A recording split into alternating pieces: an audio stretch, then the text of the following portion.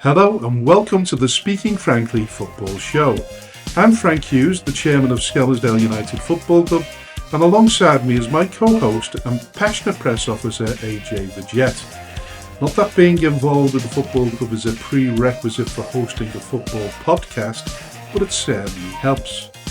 We are ready to dive headfirst into the vibrant world of non-league football in the Northwest, and we might even take a moment to discuss some of the bigger headlines in the sport. We'll explore life in the Northwest counties, bring you interviews with well-known faces in the league, and analyse how local teams are performing while making bold predictions for their upcoming matches. Nothing is off the limits here.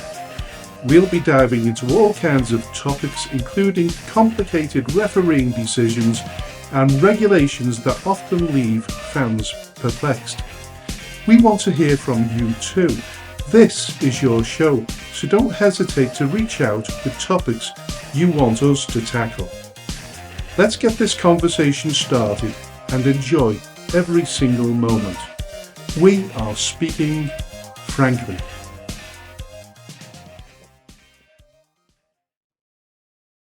Hello and welcome to the 23rd episode of the Speaking Frankly Football Show, and a warm welcome to my co-host AJ.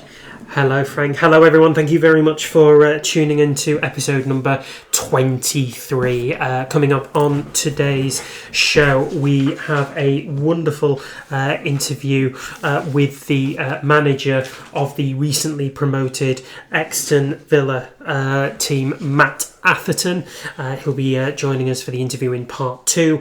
In part 1, we'll be looking over the results from the past week, including the outcomes of the playoff final in the First Division North, the final of the First Division South playoff, as well as the semi-finals of the Premier Division that took place as well. We'll check in on Marine, Southport and Clitheroe, all of whom have had bits to say this week, as well as Wythenshawe Football Club, as well as discussing the ups and downs of the various leagues that we are surrounded by. So all of that is to come. Yeah, a much shorter show tonight, obviously, because of the lack of games now. But with it being off season, yeah. Yeah. So I mean, listen, during the close season, we're gonna have some more interviews. I think one-to-one interviews. Yeah, we're gonna have one-on-one interviews. We're gonna see how well we're gonna structure the show in the absence of results, because we still want to give you a show that'll keep you occupied throughout, however you listen to our show, whether that's on your night shifts, whether it's trucking up and down the M6, however it is that you do it. We want to give you a good show. So, Northwest Counties in the playoffs. Any shocks for you? For me, yeah. The long and short of it is that Euxton Villa have been promoted from the Northwest Counties Division 1 Hence North. why having Matt Atherton on the show? Hence having Matt Atherton on the show, very much the flavour of the month. His Euxton Villa side went to the Butcher's Arms, home of Droylsden FC, and won 2-0 in front of an enormous crowd there of over 2,500 in East Manchester on a glorious Saturday afternoon. Yeah, I think it was boosted the gate there because both United and City weren't playing at home.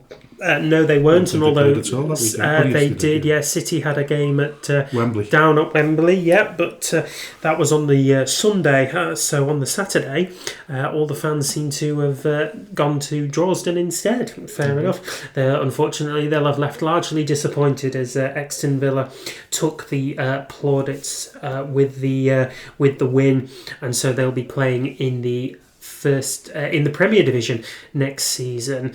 Less of a shock in the First Division South as Abbey Hulton United romped to a win over Stafford Town.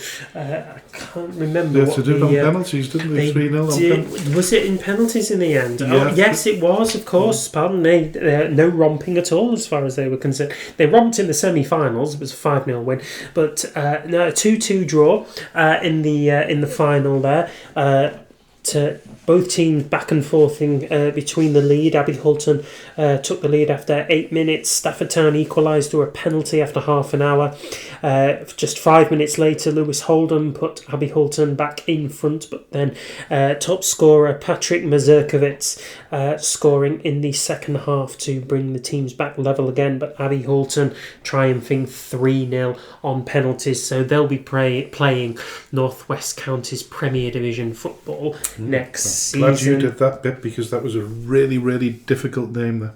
Yes, it was, but nonetheless, Stafford Town have to get over another finals defeat. Of course, they lost to Atherton LR in the Edward Case Cup final a couple of weeks ago, and have now got to regroup for Monday's game. On the bank holiday, they go to Accrington Stanley and play Charnock Richard in the Macron Cup final. They're hoping to become a team enamoured in notoriety for losing 3 cup finals in a single season. Oh, well, that wouldn't be very nice, would it? No, you would wonder whether that would be mired in disappointment, or whether that still could be considered a decent season, although not having managed to lift any silverware, still managing to make a playoff final and 2 domestic cup final competitions. It's 6 of one, half a dozen of the other, and a glass half full.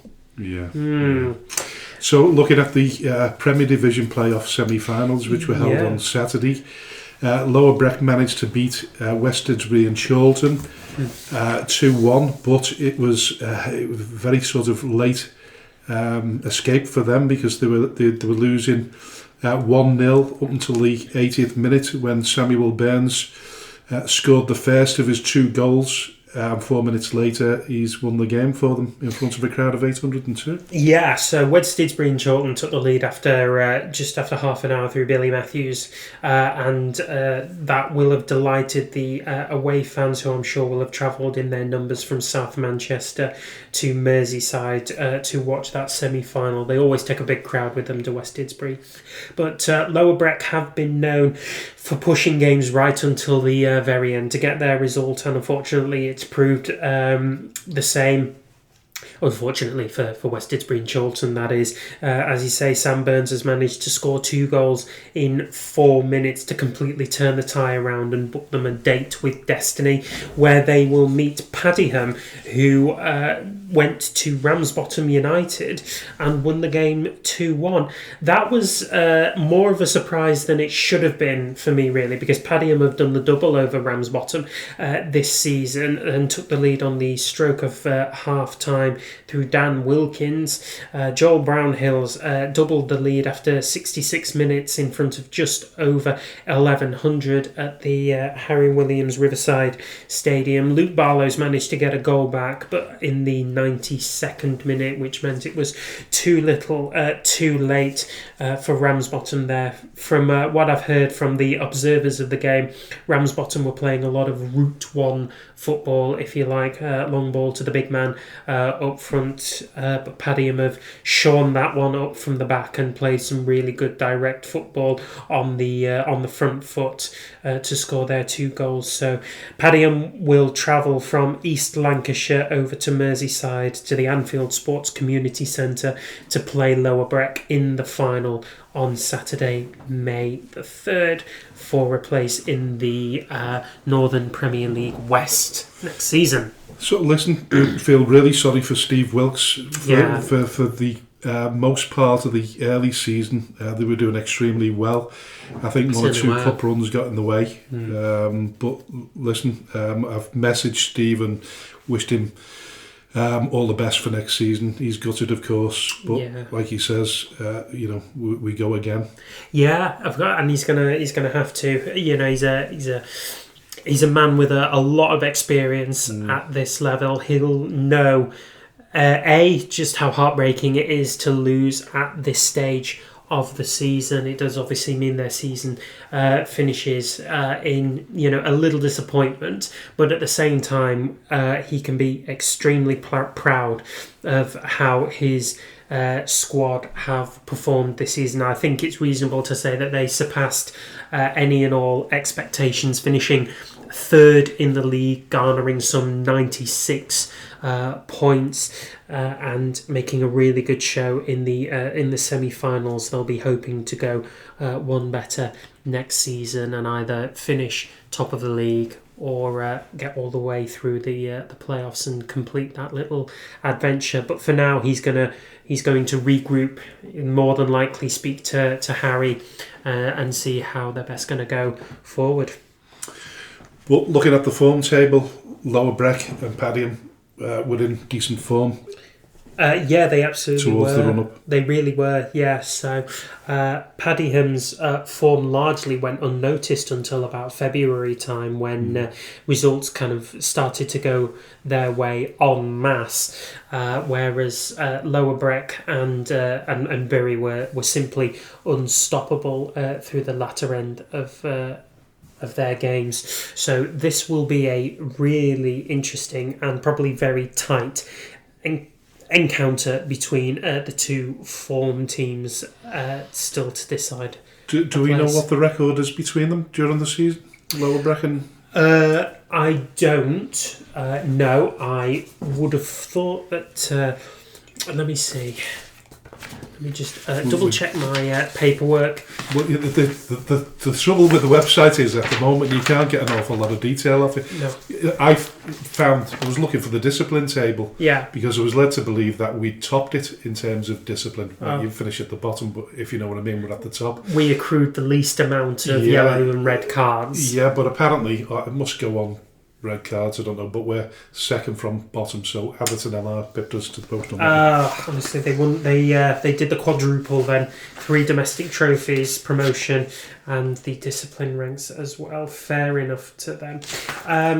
Looking at this, Lower Breck, I know, got a result against Padiham late on in the season. I think it was 2-0. They beat Padiham at Padiham's ground. I can't tell you for certain what the result was in the reverse fixture at the Anfield community ground. I'm inclined to think that it was a draw, but I couldn't tell you for certain. I think Lower Breck almost certainly have the edge. It's home advantage for one, it's form advantage for another. And I would imagine that Padiham may bring slightly less of a travelling contingent than West Didsbury did, which means Lower Breck probably have the voices behind them as well. Well, looking at it, they actually... where are we? Lower Breck? Are we on Lower Breck here? Yeah. Lower Breck beat Padiham earlier on in the season 4-1. That was back in August. Right. I'm just looking at it because it gives you a bit of an indication of who has the edge. Then they managed to lose against Padiham in the league in October. Quick home and away, that wasn't it? August and October. Yeah. Have they not played them since? No, goodness this. Me. Well, I don't think Lower Breck lost at all after about February time. It was something ludicrous like that. That their form run was quite extraordinary. Really, they actually had the same amount of wins as Bury did, 33 from 46 games, but the difference was the 7 draws and 6 defeats that Lower Breck accrued, whereas Bury were 10 draws and 3 defeats. It was just 3 points in it by the end of it. But for me, Lower Breck go into this one with a big advantage. We'll come to that in a minute. But looking at those results there, I mean, if they could have all gone either way, as you know. Of course, again, at this end of the season, twitchy bum time, as you call it, the results really could have gone either which way. Or, as I say, I'm a bit more surprised by the Euxton Villa result, and that's no disrespect to Matt Atherton and his team, but I thought with home advantage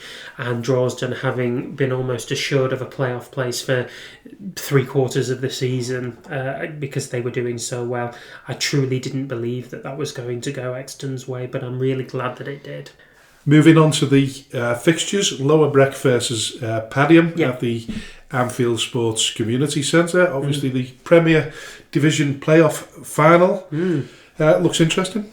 Very interesting. Yeah. So obviously the Your fixtures money's on between the Lower two. My money is absolutely on Lower Brack. Yeah, I mean, I know that results were split between the two of them earlier on in the season, but Lower Brack's form in the last few months has just been unstoppable, really. So with home advantage, form advantage, I'd say all kind of omens point to them taking that playoff place and joining Bury in the Northern Premier League West next year. I'm assuming you can pay on the gate. I would think so. Yeah, I know that they've got. I think they've got website release as well, but you may very well be able to pay on the gate as well. Yeah. So Monday the 5th of May, it's the Macron Cup final. It Charnock is. Richard versus Stafford. You mentioned that before. I certainly did, yeah. So it's the Bank Holiday Cup final at the WAM Stadium, home of Accrington Stanley, that will play host to the Macron Cup final between Charnock Richard and Stafford Town. So Charnock Richard obviously finished mid-table of the Premier Division, and Stafford Town finished third in the North West Counties Division 1 South, and were also gallant runners-up in the First Division South playoff final, losing to Abbey Halton, and also runners-up in the Edward Case Cup final last month. Choose your money. Well, yeah, my money would be on Charnock Richard. I think Stafford Town have shown that they are unfortunately juggling a playoff run and a couple of cup finals may very well have ended in them running out of steam at the vital part of the season. So Charnock Richard, my money is on them. Well, I'll go Lower Brack versus... where have I gone? Yeah, sorry, I've come back to Lower Brack. I don't know where I've gone there at all. Yeah, Charnock Richard. I'm going to go for Stafford. You're going to go for Stafford on this one. As you mentioned, the WAM Stadium, an interesting little story is that their chairman and owner has stepped down, Andy Holt, after the shenanigans with the local politics in Highburn Council. Oh, yeah. Over the licensing laws and what have you. He's decided to step down. Right. So a couple of weeks ago on the show that we revealed that Accrington Stanley and the local council Highburn had elected to close the local events venue that had recently opened in the midst of the WAM Stadium that had been licensed for musical events and social events, and was only really in its infancy when it became on the receiving end of several noise complaints from those living in the vicinity, which has led Highburn Council to vote in favour of closure. Andy Holt, understandably very, very disappointed with that, and putting out messages, saying as such, and now has decided to step down as chairman of Accrington Stanley. I think he had long since advertised that he wanted to, move on from the club, or wanted to put the club into better hands, but it would seem like the recent local politics have kind of forced its hand. Frank, what do you think? Listen, he's put an awful lot of money into that football club, and the gates have rised year in, year out. They bring in an awful lot of business to the town, and somebody there within that council is obviously blind or oblivious to it all, and that needs to change, because a very, very good chairman there and businessman now is lost and left. Hopefully he'll have a change of mind at some stage. Maybe the council will renew that friendship, as Andy puts it. They gave him I think it was the freedom of Accrington Stanley or something like that. Accrington itself. And in the meantime, he believes that they were conspiring against him behind his back all along. So it doesn't sound very nice. If it's all true, and there's no reason to doubt it, then it's a very unsavoury episode in the history of Accrington Stanley. Yeah, very much so. So the way it'll work now is that David Burgess will become Accrington's chairman, while Warren Eastham is going to take up the role of chief executive. I think it's always been the case that Accrington have kind of punched far above their weight financially in recent times, and although he was dismissed John Coleman in March of last year, I think he's done an awful lot of work going into the club off the pitch, improving the facilities at the WAM Stadium, improvements to the pitch and the stands, as well as this venue that has now been the cause of a divide between the club and the local residents. So we certainly wish Andy Holt well with whatever he decides to do, and hope very much that Accrington Stanley, now go on the up and up from here, really. Yeah, we just hope that history doesn't repeat itself, Yeah, I mean, it wasn't long ago that Accrington Stanley were playing outside of the Football League. They restarted in the North West Counties the same year as it was formed, and we were founder members ourselves. Goodness me. Yeah. That's all happening at Accrington. Yeah, 2 more finals to talk about. Tuesday the 6th of May, the Liverpool Senior Cup final. Everton under-21s versus Lower Breck. That's at the Walton Hall Avenue. That's the FA, home of the FA. Yeah. Which way do you see that one going? So, my money will be on Everton under-21s for this one, just purely because I would imagine Lower Breck are putting a lot of eggs into the playoff final of the Premier Division 3 days before they're due to play the under-21s in the Liverpool Senior Cup final. It's a big ask. Now, we know from previous experience that Lower Breck's midweek games have always caused a little bit of concern as regards to their fatigue levels and their injury risks. And I wonder whether this may be a little bit of a step too far, or whether it'll be a step that they choose not to put everything into. I'm certainly not accusing them of blowing off a cup final, but I would understand completely if they'd want to put more of their energies into the Premier Division playoff final. So for that reason, my money's on the under-21s. I'm going to go for Lower Breck. I think they've had a fantastic season. They've shocked me, completely shocked me. I think they've had a fabulous season, and I think they'll round it off with a nice win there. Yeah. So, which moves us on to Wednesday the 7th of May, Allscott Heath versus Whitchurch Allport, played at AFC Telford. Yeah, in the TJ Vickers Premier Cup final. So Allscott Heath did not have a fantastic season domestically, finishing 15th out of 18 teams in the North West Counties Division 1 South. As for Whitchurch Allport, I'm not entirely sure where they finished or how their domestic form looked. What can you find out about them? Whitchurch. Yeah. Yeah. Well, looking at it there, there's Whitchurch. They're not in the. Are they in the Cheshire League? Yeah. Well, I mean, they're based in Shropshire. Right. So they play in the Midland Premier Division. Oh, that makes sense.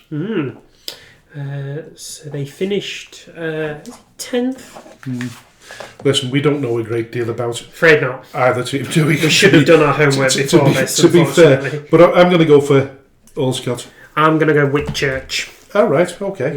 Nice one. Listen, just a quick shout out to the ESPFA Academy team who were in the League Cup semi-final today. They managed to win 2-1 against the Cheshire Sandbach. Yeah, the Cheshire FA. Yeah, the Cheshire FA. And Hayden Bedford scored the first goal, I think. And the second goal was scored by Davis, but the Christian name...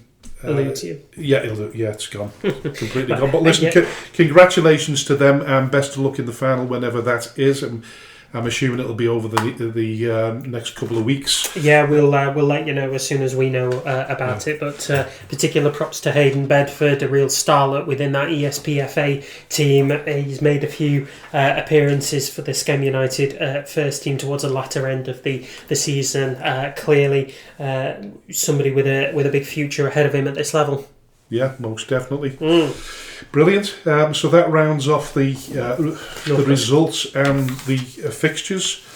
So we'll move on to other news, and you want to start with the Wythenshawe story? Yeah, absolutely. Something that you brought up? Yeah, most definitely. So on the 29th of April, Wythenshawe Football Club made the announcement that James Kinsey is to return to the club as the men's first team manager. Now, James Kinsey, back in January of 2025, was announced as the men's first team manager for Wythenshawe FC, but then left a handful of days later under a bit of a cloud of confusion, really, when he made the statement that his expectations for how the club was to be run differed from how he was told about it when he first interviewed for the first team manager's job. Anyway, he left the club.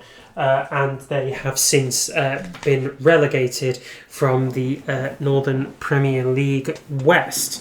Now, he is back and he's taken the hot seat on more of a full-time basis. So he said, as for his announcement, it's no secret that there was a lot of noise around what happened in January. Having met with Martin and the board, I have seen the clear changes in the club's structure and the plans to build up this club again following a disappointing season. There is work to be done on the pitch in terms of recruitment, but there is also a lot of work that needs to be done off it to ensure that we are working closely with the community to give a bit back. I'm excited at what the future holds and look forward to pre-season and the challenge ahead. So he's got a bit of a rebuilding job to do, as he has said, and he has already made his first signing as manager by signing Ashley Leather. Ash comes to the club having established a real pedigree at this level, particularly with his exploits at Stalybridge Celtic, where James was also manager. So having had attention drawn to him from clubs higher up the English non-league ladder than Step 6, he's nonetheless decided to sign with James and with Wythenshawe Football Club as they kick off their season in the North West Counties Premier. Well, listen, we'll come to that division and the relegation shortly, because both Wythenshawe Town and Wythenshawe both got relegated this season after going up last season. They did, yeah. It's sad. It is very disappointing for both clubs, but it probably highlights the chasm in talent between the teams that make the jump up from the Premier Division of the North West Counties. There was, particularly at Wythenshawe Town. Yeah, they'd spent an awful lot of money and had announced an awful lot of financial losses during the season, which does kind of beg the question as to where the money was going and how it was spent. I've no doubt that Wythenshawe Town will be conducting a fair amount of investigation into what happened this season to try and avoid the same mistakes. Moving on to Southport Football Club, we mentioned them last week. There was a rumour going round about Peter Mitchell, the chairman, stepping down. He's actually made a press release this afternoon, and basically he said, first of all, I'd like to confirm that Tammy Burgess has stepped down from her voluntary role as sporting director with immediate effect. And obviously on behalf of the football club, we'd like to thank her, express our sincere gratitude and dedication, professionalism and significant contributions during her time with us. But secondly, to back up the story from last week, in respect to recent speculation, I can also confirm that the Big Help Group have entered into a period of exclusivity regarding the sale of Southport Football Club. Furthermore, I can confirm that the process is currently underway to obtain the necessary league approvals for the transition of ownership. Okay. So, what does that say to you, Frank? He's selling it. Okay. Yeah. It looks as though it's the story. I think the story was revealed first by Stephen Killen. Yeah. Is it Off the Park? It is Off the Park. Yes, very, very big on the non-league news circuit. They're usually one of the very first people to find out about breaking news anywhere across the non-league circuit at our level. Yeah. So we look at. Listen, Southport's a big football club, isn't it? We know that. You know, it's played in the Football League once upon a time, 1976, 77, I think, when they left and we were replaced by Wigan Athletic. So it's got huge potential, and in the right hands, I think we mentioned it last week. You know, it could go places. Yeah, it really could. I mean, it's had a bit of a disappointing season as far as the domestic campaign is concerned. I mean, they only just came off of, only just survived relegation from the National League North, finishing 18th out of 24 teams, really. Well, they managed to play a significant part in the championship winning team in the end, because they played Scunthorpe and beat them, didn't they? Did they? I thought they played Scunthorpe and beat them. I think they played Kidderminster. Oh, right. Yeah, because Kidderminster lost on the final day of the season, which means that Scunthorpe finished in second place in that division. It wasn't enough for them to secure automatic promotion, as Brackley Town took the sole automatic promotion spot. But nonetheless, Southport ending that season on a little bit of a high to finish 18th out of 24 teams. Now, the writing was on the wall quite late on in the season for the 4 teams that went down: Needham Market, Rushall Olympic, Warrington Town and Farsley Celtic. The top of the relegation teams, Needham Market finishing on 39 points, 12 points adrift of Radcliffe, who finished in 20th. So an awful lot of rebuilding to be done for Southport, but the stadium, is in good nick. The squad have shown that there is talent and potential in there. It just needs somebody with, some deep pockets and solid business acumen to start making sure that they go places. So looking at the bottom of that table, like you say, Southport managed to scrape through, but the teams at the bottom, as expected: Farsley Celtic, Warrington Town, Rushall Olympic and Needham Market, all being relegated. So that means that Warrington Town, at the very least, will they be in the Northern Premier League next season? Northern Premier League, yeah. Yeah. Okay. So will they be joining Warrington Rylands in that league, or are they a couple of divisions below? Not too sure. Well, listen, we've got it there somewhere. Yeah, Warrington Rylands, yes. Yeah, so they'll be joining Warrington Rylands in that division next season, when Macclesfield Town won that league at a bit of a canter, accruing 109 points, which we talked about in last week's episode.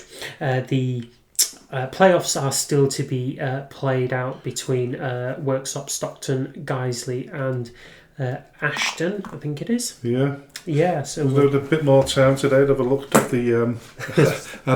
the fixtures, but I didn't have any time. No, so we'll go through how those playoff fixtures pan out next season. Yeah. So in the Northern Premier League itself, the 4 relegated teams, were Matlock Town, Miclover, Basford United, and Blythe Spartans. Well, we've spoke about all of these clubs, haven't we? We've featured them: City of Liverpool, Blythe Spartans and Farsley Celtic, all relegated. Yeah. They've had really, really difficult seasons. Yeah. A lot of speculation. surrounding particularly Farsley Celtic. Yeah. Blythe Spartans, as we had Tony Young on the show, didn't we? Did, yeah. A few weeks ago, and he talked about how disappointed he was with the football club, and he made his feelings known to the supporters after that 5-1 defeat at Bamber Bridge. Yeah, I remember. We just wonder whether all these clubs now are in better shape moving forward with current owners or custodians. Yeah. We just don't know anything about City of Liverpool at all. No, so City of Liverpool's kind of future as an existence really does hang in the balance at this point. Somebody has noted that the website is no longer up and running for City of Liverpool. Now that can mean an awful lot of things, really. Not least that they've gone out of business, but if it's any comfort to you, Skelmersdale United's website isn't currently functional. It can just mean that it's just too expensive a cost to try and shell out when more traffic these days is being focused on the social media side of things, which is free for one. So City of Liverpool have also their future in the stadium that they currently share with the Widnes Vikings Rugby Club. Yeah, that's also in the balance, really. There's not been any confirmation as to whether they're extending their stay at the ground or whether they're moving on to pastures new. We do know that there are previous ground share agreements with Prescott Cables and with Burscough. Those two clubs have previously entered into ground share agreements, but nothing has been announced from either of those two clubs as yet as to whether City of Liverpool will be taking on the tenancy or whether City of Liverpool have got their own piece of land. We just don't know anything at this point. Well, what we do know is that there was a 31st of March deadline to get a ground share agreement in. One can only assume, because nothing's gone public, that the ground share will continue with Widnes. I'll come back to Hanley Town in a minute, but Widnes managed to win the league on the final day. They won the Division 1 West, so they'll be playing in the Northern Premier League proper next season. Congratulations to them. We played them in a pre-season friendly, and we could tell they were going to have a good season. Yeah, absolutely. So they managed to hold off the interests of Hednesford Town, who it has been well known as to their financial power, but Widnes managing to hold them off on the final day of the season by securing the victory that they needed to take them up as Division 1 West winners. So Hednesford beat Vauxhall Motors in their playoff, and Congleton Town won on penalties against Chase Town, which means that second place will face third place to join Widnes in the Northern Premier League next season. Just going back to Hanley Town, obviously relegated just above City of Liverpool. We interviewed their new chairman, Tom McGrew, a few months ago. We don't know a great deal about them. There doesn't seem to be a great deal of progress in terms of what's going on the pitch. There's not an awful lot of noise coming out of Hanley Town at the minute. They did manage to finish the season 21st out of 22nd teams, and adrift from the bottom, but also a drift of Wythenshawe in 20th, just the 25 points accrued all season, with 5 wins and 10 draws coming out of that. Now, as we said, there was speculations about their existence as well, and kind of the financial irregularities which surrounded their former chairman. Now Tom McGrew has come in. He's not made a great deal of noise about his plans for the club. He's not made a great deal of noise for anything on and off the pitch at this minute, which means he and his immediate seniors and partners within the club are making noise between themselves. You would hope anyway, as they prepare for a return to the Midlands Premier League. Well, what we did know about Tom McGrew is he's obviously a successful American businessman. Yes. But I think reading between the lines, we didn't think he had very, very deep pockets like some American businessmen. No. But we did expect him to put a few bob in there. We did. Did he allude to that? I think he was more wanting to make the club as sustainable as what he could be, which is absolutely the going interest these days. I think long gone are the days when oligarchs came in and threw money at a football club, even down at our level. But we are looking for an oligarch. We are looking for an oligarch. So if you know an oligarch, if you know anybody who's Russian and has a few bob in the bank that isn't going to be tied down by various political red tape, then please give him our email address. Yeah, please do. I'm looking at the National League Premier Division. Brackley Town managed to. I'm looking at. I'm rocking the wrong one here, aren't I? Oh my God! We discussed that. Brackley Town did indeed go up as champions. Scunthorpe United will play Chorley in their playoff place after Chorley beat Kings Lynn Town 1-0. So the way it works is Scunthorpe United finishing second and Kidderminster Harriers finishing third and Chester finishing fourth, I think it is. They immediately get a bye. Yeah. So they, they sort of get a bit of a bye, if you like, where Chester played Buxton and Kings Lynn Town played Chorley. So Chester and Chorley managed to secure safe passage through to the semi-finals. So Chester will play Kidderminster and Chorley will play Scunthorpe for a place in the final to see who then goes up. Sorry, I'm mystified here. How many teams are in the playoffs? So the way it works is second, third, fourth, fifth, sixth, and seventh are in the playoffs. Oh, right. Second and third get a bye, and fourth, fifth, sixth, and seventh play each other to see who will then make up the semi-finals. So Buxton and Kings Lynn made the playoffs but are out now, and Chorley will play Scunthorpe and Chester will play Kidderminster. The winners of those will play each other in the final to then see who goes up. Listen, you've definitely given knowledge to people that were totally unaware. I just thought the playoffs worked the same way as the rest of them, but they don't. Really complicated way of doing it. But then I would imagine there'll be a fair few crowds knocking about watching those playoff finals. Yeah, absolutely. So Scunthorpe United tend to have an average attendance of about 4,500 to 5,000 on this one.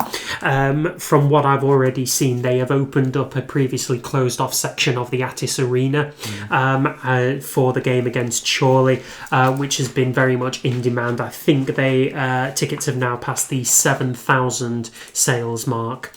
So that's going to be an enormous game between one particular heavyweight in Scunthorpe United and Chorley FC, who I have seen firsthand are an extremely well-run club off the pitch. An awful lot of volunteers putting their time and efforts into securing as much money as what they possibly can for this club, not least as well the commitments of the two owners, being the band members from Boyzone, coming in and making money and sustainability where they can. So Chorley very much good value for their place in the playoffs.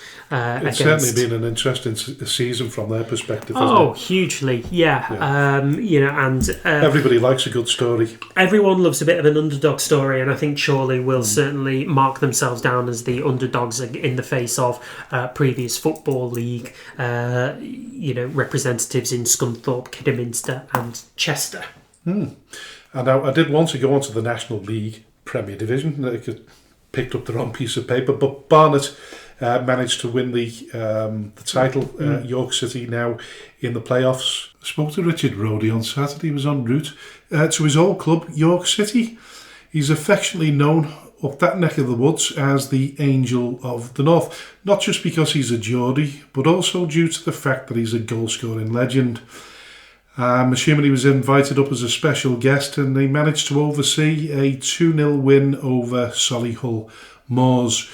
York finished the season in second place, and they are my favourites to win the playoffs and get promoted back to the Football League, where I believe they belong. Best of luck to York City. You've actually been to the stadium, haven't you? The LNER community. Oh, it's lovely. Yeah, it's lovely, but it's one of those stadiums that you, when you walk off the car park, you think you're on a retail park, and then all of a sudden this stadium opens up behind a big sort of shopping facade, if you like. Right, okay. I didn't know that. But York themselves managed to secure second place in the league, and therefore a bye into the playoffs as well. So did they do it the same way there? Did they? Pretty much. They finished where Scunthorpe finished in the second. Some really good quality teams there. Yeah, very much so. So York. And Forest Green, Rochdale and Oldham and Halifax and Southend making up those playoff places. Now, from what I'm seeing here, York, Forest Green, Rochdale, Oldham and Southend, all with former Football League pedigree. Have Halifax ever been there? Pardon? Have Halifax ever been in the Football League? Oh yeah, Halifax were. Were they? Yeah, they were kicked out. They ended up in the Northern Premier League. We played them. No way. Yeah. I mean, this shows my lack of knowledge at this level. As you say, I've only been in this environment for a year, so you're a mere cub. You're a mere cub. I'm a mere cub, indeed. Yeah. Yes. But listen, looking at who might go up from the National League, we already know.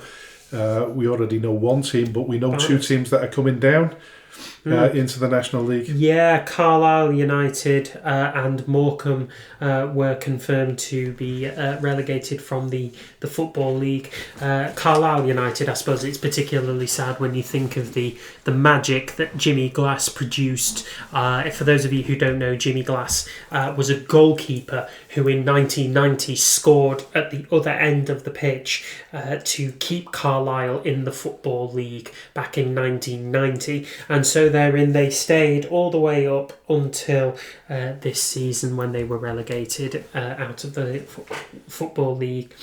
And they'll be joined by Morecambe, who had a disappointing season by all their standards and were relegated in March. Listen, you didn't do so bad for a young man there with that bit of information.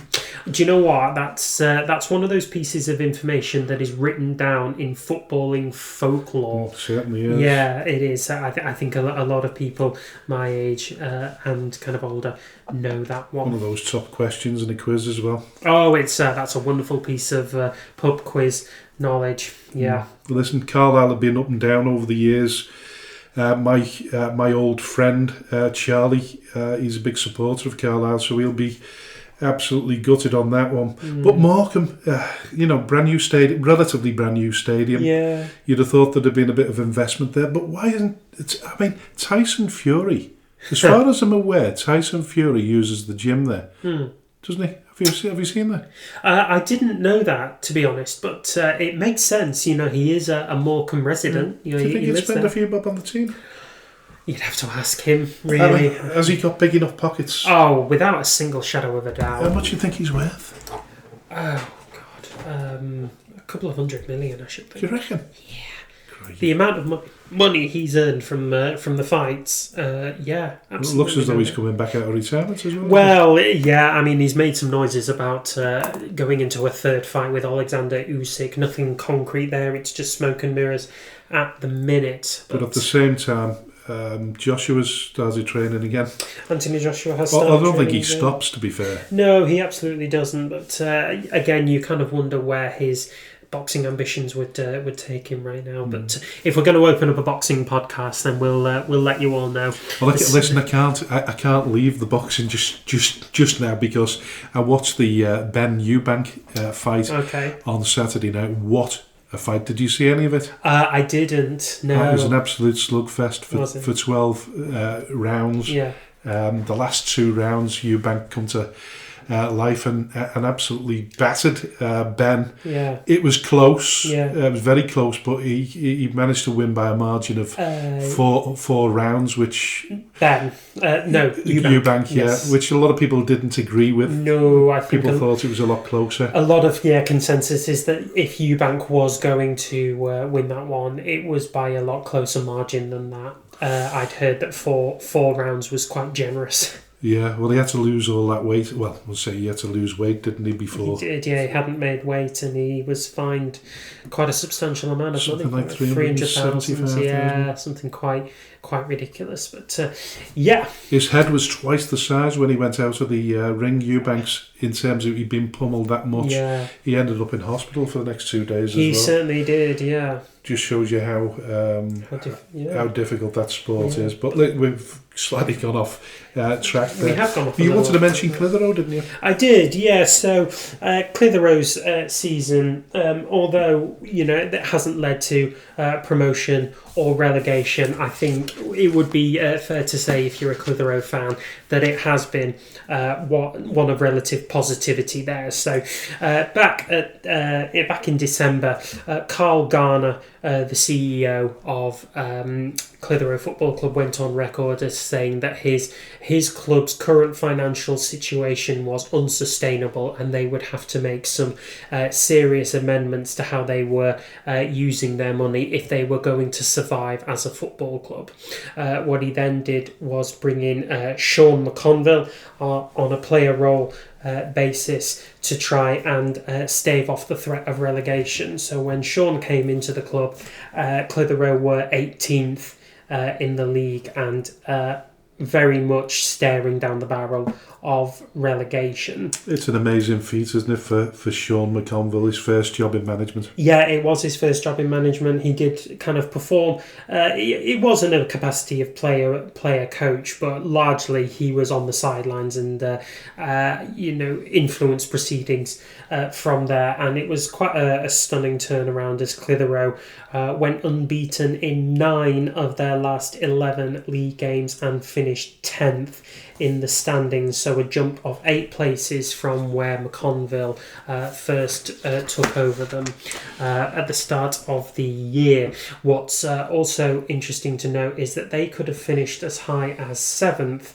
had results gone their way just on the final day of the season, and if you ask most Clitheroe fans, they could tell you that they would have easily finished in the top 6 or even gone for the playoffs had a few results gone their way. Now, one of them that stands out for me was the Vauxhall Motors clash a couple of months ago when they were 3-0 up and ended up drawing 3-3 with a last minute Kevin Ellison goal in added time, securing a point for Vauxhall Motors there. But it was those kind of divides that showed the difference between how Clitheroe can be on their real good days. It was about the first time Sean showed any pressure, wasn't it, after that game? It really did, yeah. He said that result wasn't good enough, and that he expected more from his team. It's certainly improved. Most certainly, yeah. So, in a bit of a final season interview roundup, if you like, with the in-house media team, he and Carl went on record there to confirm that they had managed to achieve this season off the back of a 25% cut in finances, which included substantially trimming down their squad. I think Sean prefers a much smaller squad to work with, all of whom were able to fully buy into what he was doing for the club in the short term and the long term. He let go of 2 of his most seasoned players, one of whom was Tsffs Gonzalez, who was a high earner off the pitch, financially speaking. So letting him go kind of released a few of the purse strings for Clitheroe and allowed them to bring in just one player on a full-time contract, which was Leon Creech, whose output for the club secured so many good results for them, helped him to form a really good partnership up top with Veron Parney, both of those two forming the real point head of a major attacking threat for them. And then Sean using some savvy knowledge about football at this level and in this area to bring in a few players on loan deals funds to then help the club float in mid-table where they'd reasonably been for the last couple of months. I think survival in the Northern Premier League Division 1 West had been assured from as early as mid-March. So then it was a case of just pushing up the league as much as they possibly could.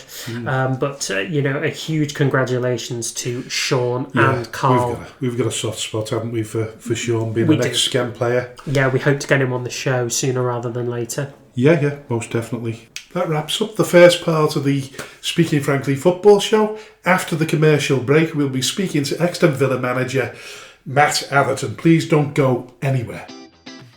Special shout out to all the businesses that support Skelmersdale United Football Club, Origin Sign Company, T&W Garners, 7PDS, Skem Express Cars 5005, Lease Car UK, RNB Auto Centre, SB Skills Solutions and Hey Presto Web Design.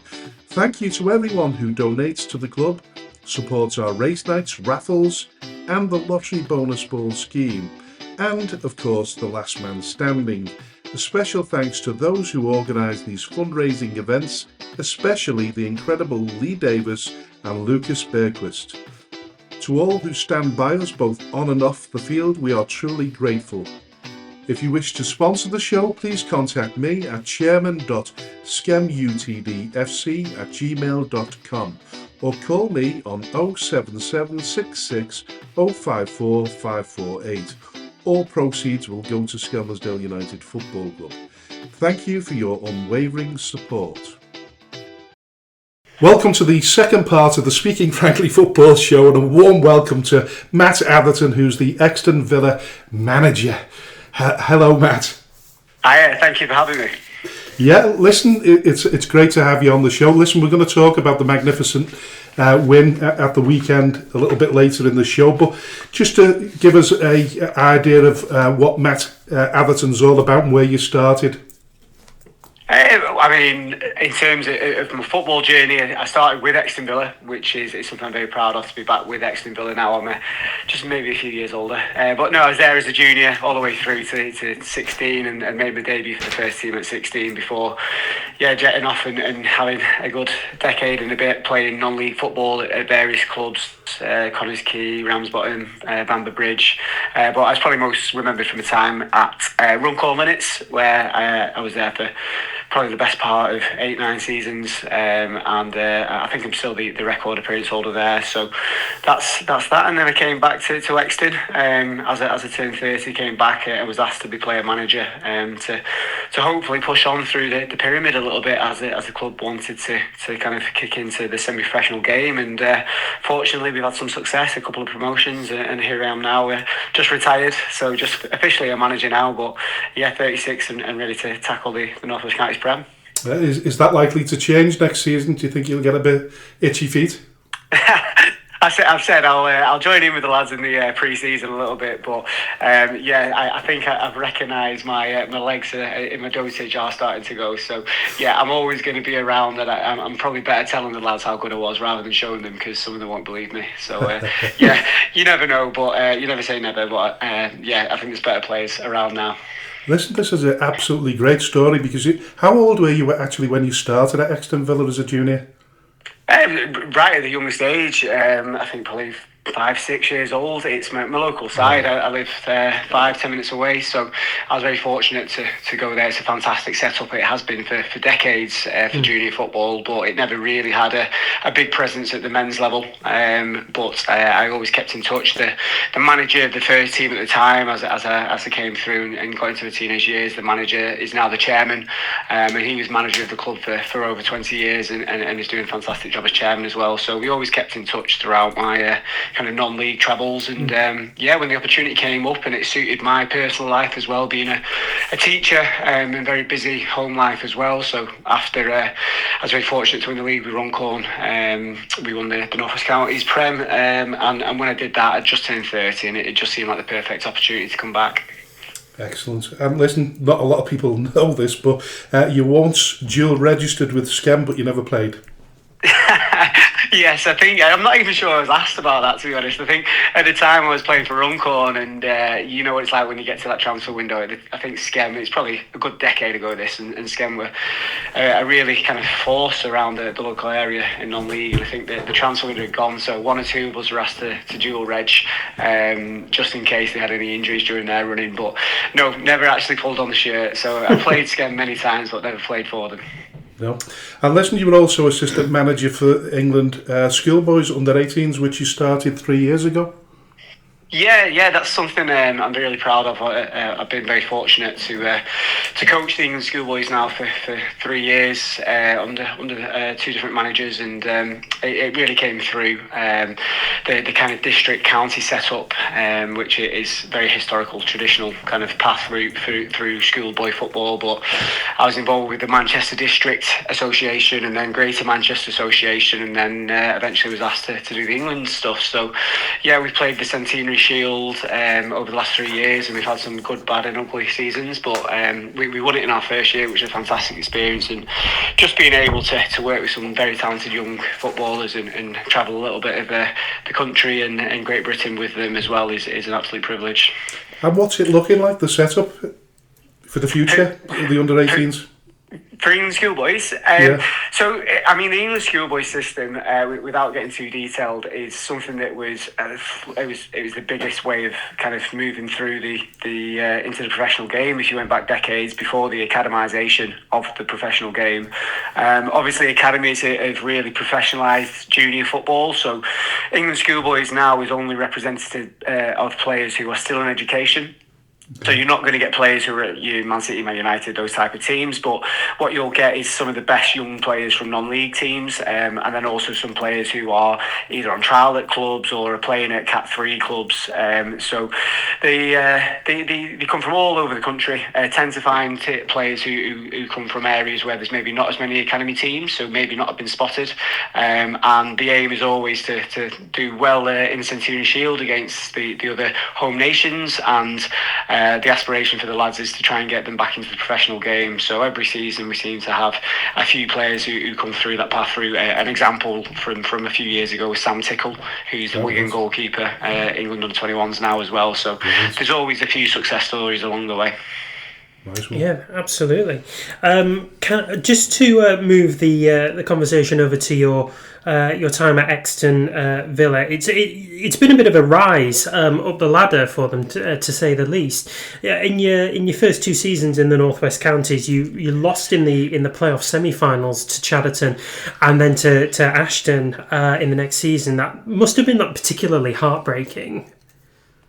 Yeah. I think the first year we really rode on momentum. We come out of the West Lancs, so we had to meet ground grading. We had COVID years. We had a number of barriers along the way. So to just be in the Northwest Counties with Euxton Villa, very much the underdogs, no budget, no one was getting paid, and it was a backs against the wall kind of David and Goliath scenario in the first year, because realistically our squad probably wasn't strong enough to maybe go and compete at the top end. But we really rode the momentum, did brilliantly well, and we lost 10, ironically, because this was the score. We won on penalties in the semi-final this year, but we lost, I think it was 10-9 on penalties in the first year against the eventual winners, Chatterton. So that very much still haunted me when we came to this season. But both years, I think it was tougher last year because we lost the semi-final and also the Edward Case Cup final. So that was a double whammy, which hurt because we felt like we were a better team. But without a doubt, this season it's definitely the strongest group we've had, and we hopefully use that experience and shown that we can overcome adversity, win on penalties in the semi-final, and then have a fantastic performance in the final to win. You certainly did, and I think a point to kind of investigate there is after having endured so much kind of nearly moments, I think, if you'd like to sort of put it that way, did you find that it was easy or a bit of a challenge to retain the players who'd maybe got a bit of itchy feet and wanted to explore horizons higher up, if you like?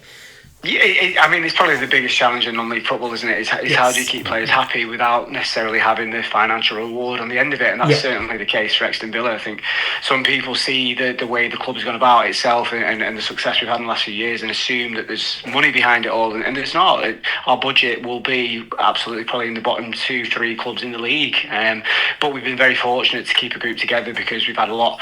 We've got a great group of lads to begin with. We've got a lot going off the field in terms of what we try to do in terms of the setup, and obviously the pitch was a big factor as well. We've had a £1 million 4G pitch built and improvements there, so that was something to look forward to. But every year we've lost players and re-recruited, and it's just making sure that recruitment's strong and not changing the core of the group, keeping that core players. I mean, when we've won it this year, we still have 4 players in that squad, in that matchday squad, who were with us way back when I first started 6 years ago in the West Lancs. So we've kept that nucleus there, but even from the cup final team last year, I think 4 of the starting 11 weren't involved this year. So we have seen that gradual change and shift. But the biggest bit of advice I give to anyone who's maybe in a similar position with a budget that's not going to be at the top end of any league is get the right group around you, keep them together, and then add players around the side who have the right character. You don't always have to have the best individuals, but it's a team game, and that's been evidently shown, I think, with our success. Most certainly. I mean, the season didn't start, as you would have liked. I think it's fair to say just 4 points in 4 games, and losing to Droylsden and Ashton Town. You then kind of turned it around with a big win against Maghull and a draw with Holker. Did you look at the calibre at the opposition at that time and think you would expect them to be there or thereabouts themselves? Yeah, absolutely. I mean, I think everyone, if you asked them at the start of the year, where would Ashton Town and Droylsden finish? They were all one of those 2 teams. People would have probably said would have won the league. Ashton Town obviously just lost it on penalties in the playoff final the year before, and obviously Droylsden being the club they are, the size they are as well. So we knew that we were going to be challenging games, and as I say, we'd gone through that kind of cycle of bringing some new players in who we probably didn't know a great deal about at that point, and we probably didn't know our best team either. So we knew it was always going to be a challenging start, and it showed that. But we quickly got ourselves going after that, and we you did indeed. So 6 straight wins followed in the league, including one against the eventual champions Atherton LR. You'd eventually managed to do the double over them. You'd also started a mini run in the FA Vars. Did you feel as though at that point you were back on track? Absolutely, yeah. As I say, I think we found our strongest team then, and football, particularly in non-league in the early months, it's all about momentum because you play so frequently. You Saturday, Tuesday, and you're just bouncing from one game to the next without too much training and coaching and input. So if you get your pre-season prep right and you're confident in the group you've got, which we were, we knew it would come good. And I think we've always had them little spates of winning runs, which it just sets you up for the season. Every year we've been in and around the playoff picture from the get-go. If you look at the league table at the end of August, in every year we've been right up there, and I think that's a big thing to keep that even when it gets more challenging and games get called off. If you give yourself a good platform to start with, then you give yourself a good chance at the end of it. Yeah, listen, we felt the strain by the end of September ourselves. The difference for us was we were trying to experiment and bring in a relatively young squad. How did you feel about the top heavy fixtures at that stage? Because you played 16 games within a couple of months. It was excessive. I do think I understand some of the logic behind it, and they've had the fingers burned in the past with games being called off, etc. I think our situation with having a 4G similar to Schem is that you know your games are going to be on. So actually, could there be a bit more foresight in the way that the fixture scheduling is done?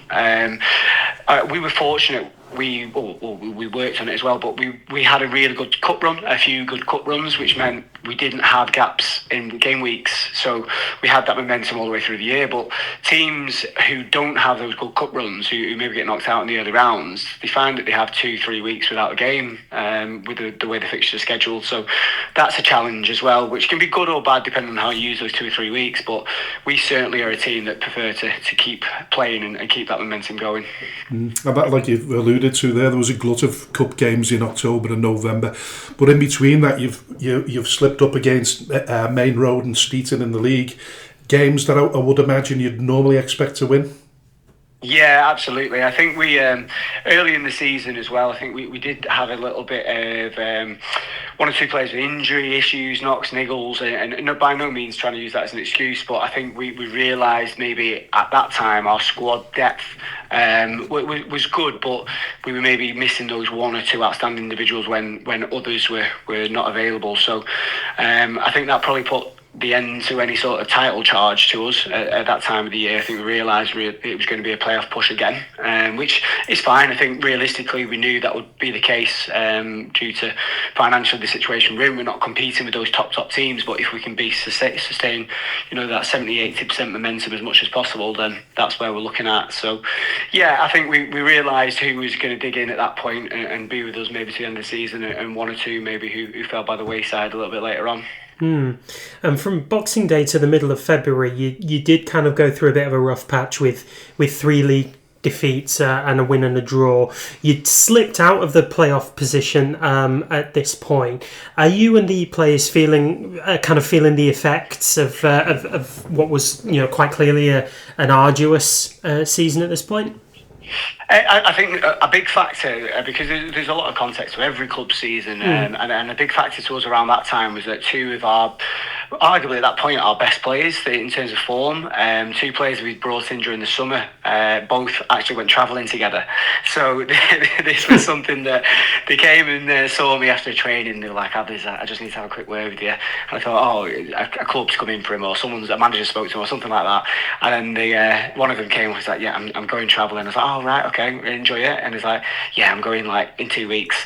I was like, all right, thanks for the notice. And then the next training session, his mate came up to me with his tail between his legs and said the same. So that was a bit of a hammer blow, because both at that point that was our top goal scorer who went, and then also the player who had the most away man of the match performances so far that season. So I think we as a management team and the players themselves felt that, and we had to readjust, and I think that was that time where we just looked at, we may need to bring a player or two in here at this point just to strengthen us again. Well, you absolutely did. I mean, one of the major signings for you after the turn of the year was roundup. How big an impact did he have upon your kind of final momentum push into the playoffs? Yeah, I think the 3 signings we brought in, Luke Gibson, Ethan Dar and Raja Pal, but the biggest thing they brought with them was that experience of playing in big pressure moments and in big games.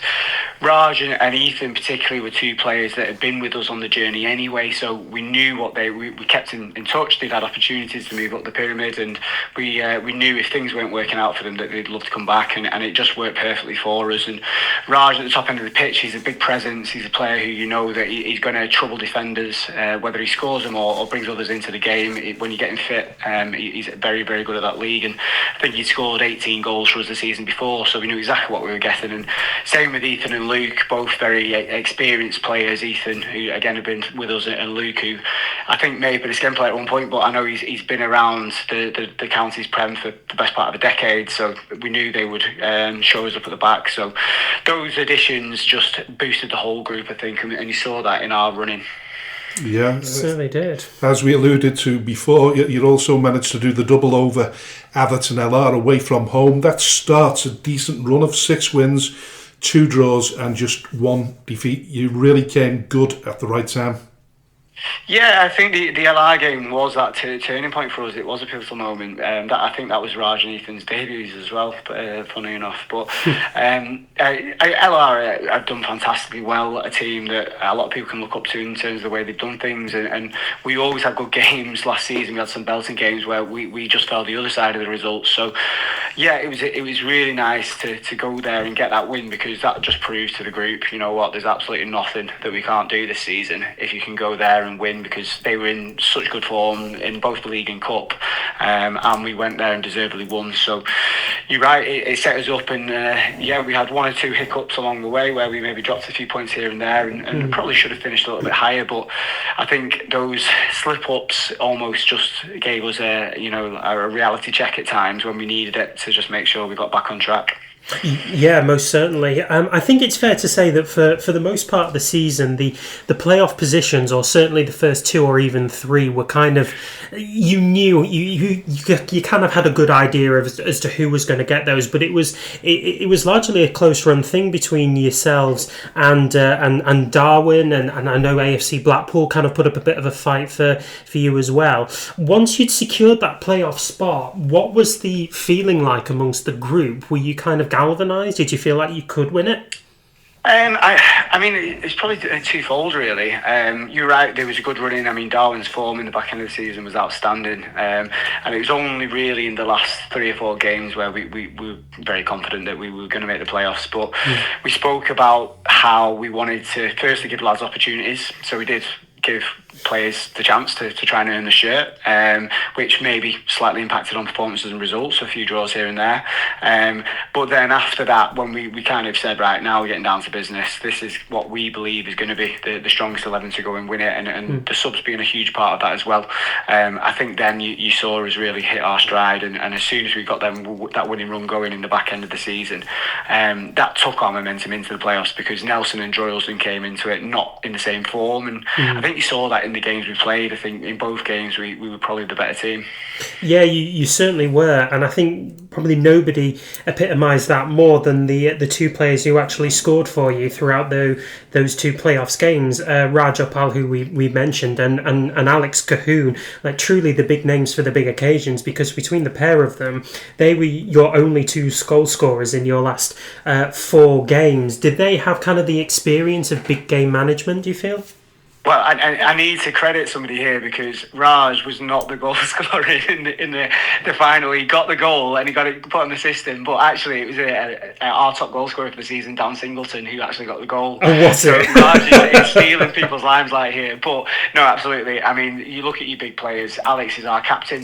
He's been with us all the way through the journey, and he's probably the first one to admit he's maybe not technically the best player in the group, or maybe, tactically the quickest, or any of those kind of attributes, but what he gives you in terms of leadership qualities and his commitment and desire to win games, I think that was really set a high bar for everyone in the group, and I couldn't be proud of him in terms of scoring both in the semi-final and the final. And as you say, I know Raj was a big part of that, but Singy, who got the goal as well, he's been with us for all the way through the playoff journey, as well as the 3 years we've done in the North West Counties. So, poignant that it was 2 players who had been with us for a long time to get us there. Yeah, most certainly. And in the semi-final playoff against Nelson, you've managed to win 10-9 on penalties, which sort of revenge for the season before last, when you lost 10-9.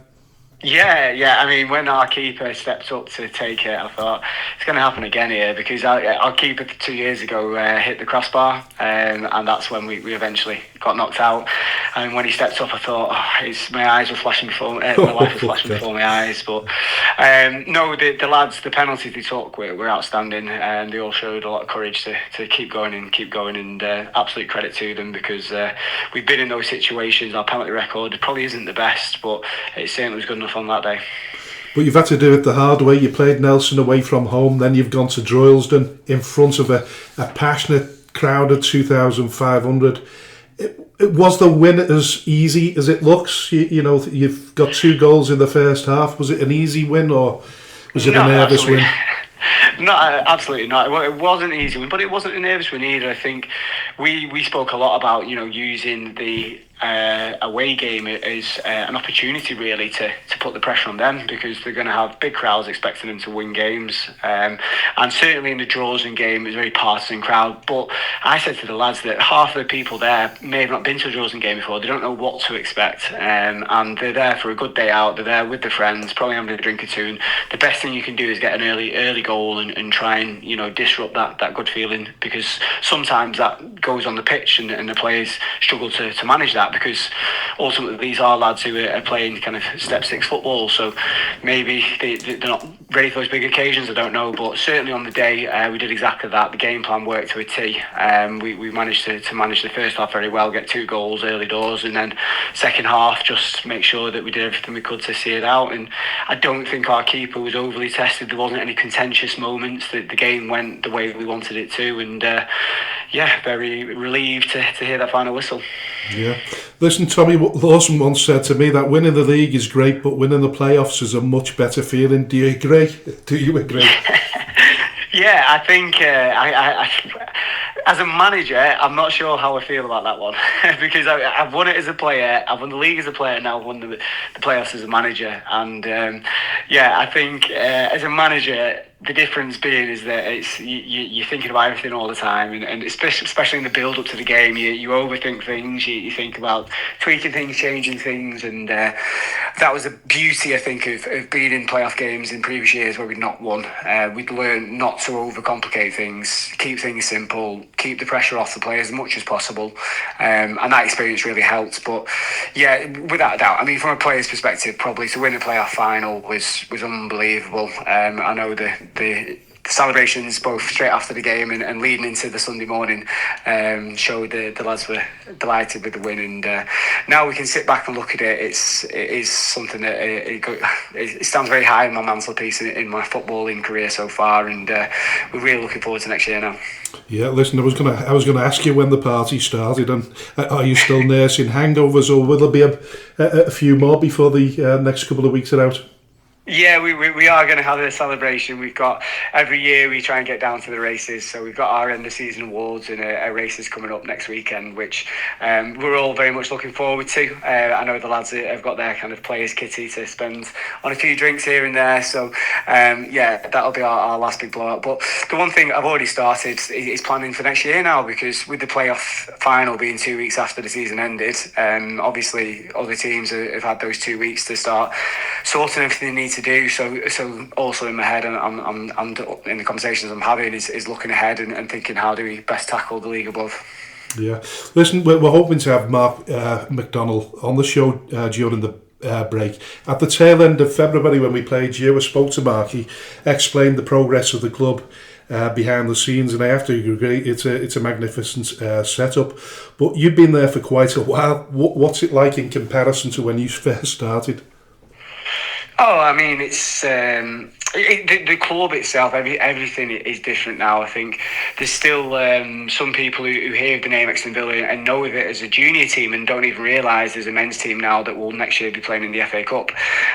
So I think the difference there, and look, the big selling point Mark gave to me was there's no finance involved, there's no money, there's nothing about promises like that, but it was about being able to create a legacy and a history at your local club. And I mentioned earlier, I was very proud of my playing career at Runcorn, and I'm still somewhere that I love to go and kind of speak to people about my playing time. But from a managerial perspective, I'd love to do the same at Euxton, and already we've seen 2 promotions, play a final, win a cup final, and we've seen the more importantly the development off the field, which Mark and many volunteers have had a big part to play in making sure we've got all the grants, funding, etc., everything we needed to put this 1.1 million pitch and facility down, where we can benefit from it, but also the 30 odd other junior sides, female sides, disability teams can all benefit from as well. So that's for me where the legacy leads, and hopefully we continue to progress as a first team, but that's just one part of Euxton Villa and what makes Euxton Villa. So it's the bigger picture really, and that's what makes me really proud. Yeah, I know you've said there's not a great deal of money at Euxton, but the plastic pitch in the car park, I would assume, bring in a fair bit of revenue. Is there any sort of money to work with there? Is it better now than it was? I mean, anything's better than nothing. So when you start off with no budget, everything every year feels like it's better. But no, I mean, budget-wise, I think whilst we're not here to talk figures, I think the one thing I will say is that lads were picking up £10 a game at times. So there isn't any sort of financial reward necessarily for players, because whilst we've got a brilliant pitch that we can make revenue from, a lot of that pitch usage from our junior sides. Most of it, in fact, we don't really use it too often for community use, and also the car park, where we do generate some revenue from the local college. All of this is being feeding back in, because whilst we've had grants from the Football Foundation, we still had to put hundreds of thousands of pounds from the club's perspective as well. So I know the club has had to forecast that over time to make sure we get back to a level footing, which I fully understand and appreciate. But I'll certainly be knocking on Mark's door to see if we can maybe ask for a little bit more for next season to keep us competitive. A lot of people don't realise that when you've managed to get the funding for a plastic pitch, you've also got to put some money aside over the next 10 years, haven't you, to make repairs or maintain it. Yeah, you certainly have to have a robust business plan, and as you say, you've got to evidence you're putting a set figure aside to then do everything you might need to do with the repairs 10 years after 10 years. So, yeah, there's a lot behind the scenes, and that's a challenge as well, because the club has moved up through the pyramid, and that brings ground grading improvements. So, for example, next year we're going to need some extra seats, we're going to need a PA system, we're going to need some other things sorting, and all these kind of financial things that you have to consider. And at the end of the day, there's a lot of volunteers that help and do lots behind the scenes, but it's still a voluntary community club at heart. So it's about us being able to kind of catch up on off the field things as well, and market ourselves well enough so that we do have not only money to support the first team, but also money to support our junior setup, our female setup, and our disability teams. It's been great that you've been able to manage what's going off the pitch as well as on the pitch, so it's sort of in alignment with each other. The progress is good. Listen, we obviously we played you a couple of times this season. You're a well drilled and organised team, strong and extremely fit. But I guess now the season is over, you've probably already started planning, or I think you alluded to it earlier. You'd probably be looking to strengthen the squad a little bit as well. Yeah, I mean, I think I'm delighted to hear what you said about the way you perceived our team and performance, because that's very much what we try to build, is that team environment, that team ethos, and fitness costs nothing, and being able to work hard and work as a unit is really important and takes you a long way in football. So that is certainly something we focus on. And when I talk about the team, the biggest thing for me is keeping that team together now. I think we've had players come back to us who were talented, could have gone elsewhere, but they wanted to be part of that playoff journey, such as Raj, Ethan, Luke. And then we've got some other fantastic young players who've come through in terms of the last couple of seasons, and then our long-standing players who've been with us a long time as well. So I think with the group, it is 90% there, and they all deserve the opportunity to go and challenge in the league above. They're the ones who've got us there, and they've certainly not done it for the financial rewards. So I want to give them that chance, but there's still that if that's the 90%, there's still that 10% where we can absolutely improve and look to improve. And for me, it's just finding the right characters who want to do it for the right reasons. So we'll certainly be looking to add 2 or 3 quality players to that group as a minimum, and then we just see where we go from there. Yeah, most definitely. What are your aspirations for next season then? I mean, the way I look at the next season is that similar to when we came to the counties in our first season, we didn't have an aspiration. If somebody asked me, I said we just want to stay up, because that's the priority. And certainly that'll be the same case next year. We're not daft. We're going into a league where we will have the smallest budget, and we'll be playing against some big fish who are very, very much more established than us. But we like the underdogs story and tagline, and I think that showed in the playoffs. So we'll do everything we can to not only kind of stabilise ourselves, but see where we can get to. So I'm not setting any targets in terms of I want to finish the next position with X amount of points, but that's something we'll certainly reflect and review as the season goes on. Yeah, brilliant. And listen, the first season, as you mentioned before, competing in the FA Cup, I bet you're all looking forward to that. Yeah, I mean, it's the kind of thing when you're a kid or someone who is playing somewhere, you can say, oh, playing the FA Cup, Euxton Villa, which I know if you asked us 4 or 5 years ago when we were playing in the West Lancs, that certainly would have been a pipe dream. So it is something that will be a momentous day for us, and it's another thing that we've managed to achieve. But at the end of the day, we go into that and want to be competitive. We know there's financial reward much higher in the FA Cup for winning games than there is in any other cup competition. So we've got to go into that with our eyes open and see if we can get through at least 1 or 2 rounds, and that will benefit us in the long term. So looking forward to it, and it is in August, so I'm not sure whether I'll be there because of school holidays. I might need to have a holiday myself, but I'm trying to work things around if we can. Listen, I believe we've got a mutual friend, by the way, Andy Barlow. Yeah. So Andy and I played together at Runcorn when he wasn't being sent off. Yeah, but nothing's changed there. What was it? Was it a seven match ban? Was it? Yes, it was. He spent more time being ineligible than being on the pitch. That's all I remember about Andy. I mean, it was many years ago, but no, that's the beauty of football. You come across some great characters and people who you might not speak to on a daily basis, weekly, monthly, but certainly when you come back across them. I mean, we reconnected this season when he was involved with Skem, and it was great to be able to touch base and talk about the good times. And that's what football's about, isn't it? It's building those friendships and knowing people around the game and just having them experiences together, which you can kind of recollect as you get a bit older. Yeah, most certainly. At 36, you're probably one of the younger managers on the North West Counties circuit. From a personal perspective, what are your ambitions moving forward?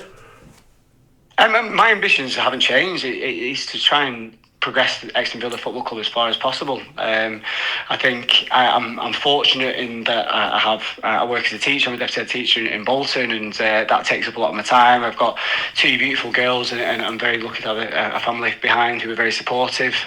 So lots and lots of commitments. So Euxton Villa suits me in many ways with all of that going on as well. So from a personal perspective, I just want to keep progressing and moving the club forward. And I love working with players who want to improve and coaching players, so it gives me so much control, which I know if I went to another club we might not have that control of the way we do things. So I'm just looking forward to the next couple of years of a project.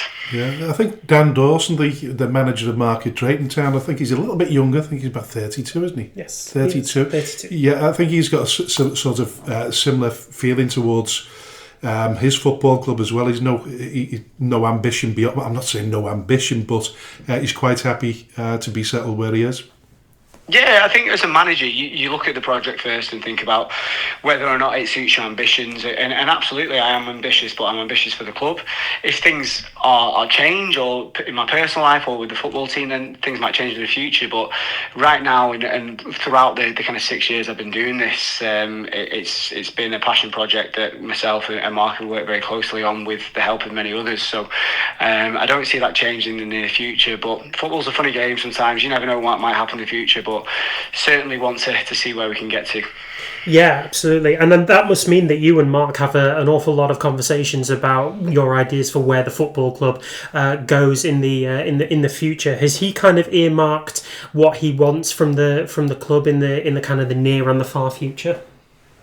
I think you're right. We do speak often, and we do.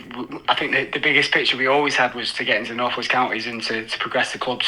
You look at local teams like Charnock Richards, for example. They're a club that historically we played a lot in the West Lanc days, and we saw the progress that they made. And Euxton absolutely shouldn't have ever fallen behind the way they did in terms of maybe not progressing as quickly as Charnock did. So that was always our first priority, to kind of get on par with a local side that we've seen do it and had success. So I think we're just at that point now, is looking at the bigger picture, because we are far more professionalised than we've ever been. As you've already mentioned, the pitch means that we've got to be more professional in the way we conduct ourselves. I'm sure the revenue of the club is £1 million plus. So there's lots of factors that impact on and off the field, and I come from the first team perspective, and I very much have a passion to progress that. But Mark probably has to take that wider view. So we've got many conversations ahead, and we speak, if not daily, at least every few days. So we'll see exactly where we are in the next few weeks in terms of the next couple of years. But as soon as I feel as though we don't have a plan and we don't have a project, then I've got other things that I could be doing. So that's why, for me, it's keeping that momentum going and keeping progressing. Well, listen, it looks as though there's a very good relationship between the pair of you. But is it sometimes difficult with him being the manager of Euxton for so long? No, I mean, it could have been, absolutely could have been, but I think, like you've already said, Mark and I have a very close relationship, and when I first came back for a year, it was Mark last year as manager, and I was just doing a player coach for him, and that was a transitional year which allowed us to kind of lean from the manager role for Mark to stepping back. And I think Mark has been great, but he also accepts that kind of the semi-professional game is something that he doesn't have the experience in as much. So So I think he's been brilliant to work with and allow me to, from the football perspective, just do what I think is the right thing to do. And fortunately, with his support, we've got where we wanted to get. Listen, there's absolutely no doubt about it. The club is in good hands. Great chairman, a great manager. You've had an absolutely terrific season. Wish you all the best of luck next season and beyond. And thank you very much for being a superb guest on the Speaking Frankly Football Show. Thank you, and thanks for your time. You're more than welcome. All the best. Care. Cheers. See you later. Bye-bye. So listen, I think that rounds up. There's not a great deal of news in non-league right at the moment, but I'm sure there will over the coming weeks. And like we said, we'll keep you up to speed on that and bring our guests in over the next few weeks. But listen, we've got to that part of the show where I ask you the question: what have you learned this week? So, this is a tricky one, really, because with very little football being played and very little news to kind of make you aware of, there's only so many things that we can really learn from this one. But I suppose what I'll say I've learned is that football at this level, at the level that we show and we represent, continues to surprise you every single week. I am surprised by Euxton Villa going up, although pleasantly surprised. I am really surprised that perennial heavyweights like Droylsden and Nelson did not go up despite their obvious big financial backing. I am surprised at Stafford Town's not fall from grace, but their steam slowing down at this point in the season, when it looked for all the world like they would run away with the league and be promoted and maybe add a cup final to their CV from this season. So that's what I've learned, is that football at this level continues to surprise you. Well, what I've learned from a skim sort of perspective, and our season being a particularly poor one, is that, you know, we're not on our own. We've talked about the city of Liverpool, Blythe Spartans, people that we've clubs that we've had, Hanley Town, the two Withenshaws going up and then coming straight back down. It's difficult to run a football club at any level. But what I've also noticed throughout the season is that the calibre of teams, particularly in the Northwest Counties North Division, surprised me. It shocked me more than surprised me. Listen, it'll carry on because there's a plethora of teams. We'll have Squiresgate and Cone, I'm assuming, will come down into the Division 1 North. So listen, it's going to be an interesting season next season. So I've learned. Listen, it's difficult for everyone, top, bottom or middle. The pressure is there for everyone. It really is, yeah. Speaking of Skelmersdale United, we still have no word yet on where we will be next season, but we are led to believe that the announcements will be made within the next 2 weeks. Yeah, because by Saturday, obviously the final between Lower Breck and Paddy, and once that's over, I think the FA can do some serious number crunching. Yes. Would you call it? Analysis, I suppose. Analysis, and see where we end up. I don't know whether it's good or it's bad to get varying degrees of people saying you might, and others that have been on their ground travels. I think the Lukins have been to. I think they went to Fulwood Amateurs the other week, and they were talking to someone there. I think it was last Saturday, and they were talking to someone there, and they said, "Oh, well, listen, we've heard that there's going to be no relegations, that you're going to get a reprieve, but." There's nothing to substantiate that at all. It's all kind of gossip and mirrors at this point, really. Unfortunately. But listen, that rounds off episode 23 for this week. I'll leave the final words to the dulcet tones of AJ. You've been listening to the Speaking Frankly Football Show with me, AJ the Jet, and my co-host, Mr. Frank Hughes. We are on most streaming services for wherever you get your podcasts, including Spotify and Amazon Music. So please subscribe so that you can be one to find out when the latest episode of the Speaking Frankly Football Show has been released. Please also rate and review, as we do thrive on hearing your feedback. We are also on the social media channels of X and Facebook under the banner term Speaking Frankly Football Show, and we will be back next week with episode 24 of the Speaking Frankly Football Show. Until then, bye bye for now.